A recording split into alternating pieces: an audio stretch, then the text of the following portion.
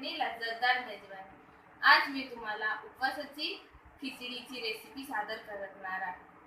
माझी व्हिडिओ तुम्हाला आवडली असेल तर लाईक करा, शेअर करा आणि सबस्क्राईब करा। जर तुम्हाला अजून कोकणातील नवीन नवीन रेसिपी हव्या असतील तर ती तुम्ही मला कमेंट सेक्शनमध्ये सजेस्ट करू शकता आणि अशा प्रकारे मी ती तुमच्या पुढे सादर करू शकते त्या रेसिपीज।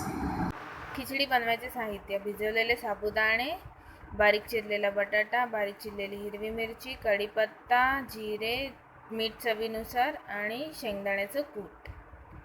प्रथम एका कढईत 2 चमचे तेल घ्यायचं।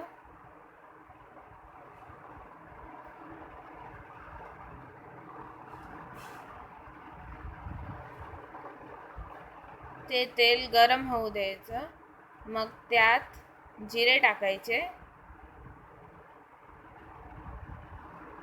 हिरवी मिरची टाकायची बारीक चिरलेली, कढीपत्ता टाकायचा,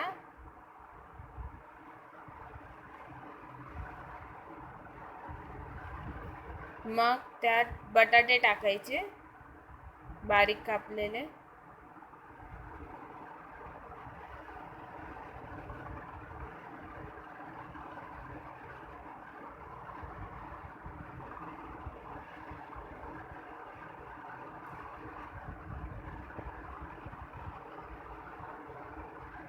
ते मऊ होईपर्यंत परतवून घ्यायचं।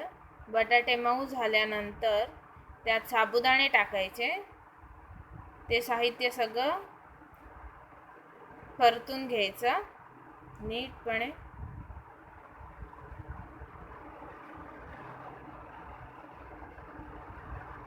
मग त्यात शेंगदाण्याचं कूट टाकायचं,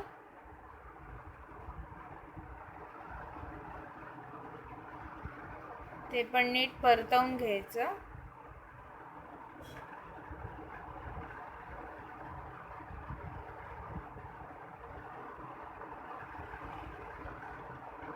मग त्यात चवीनुसार मीठ टाकायचं, ते थोड्या वेळ गॅसवर ठेवायचं। अशा प्रकारे आपली खिचडी तयार झाली आहे।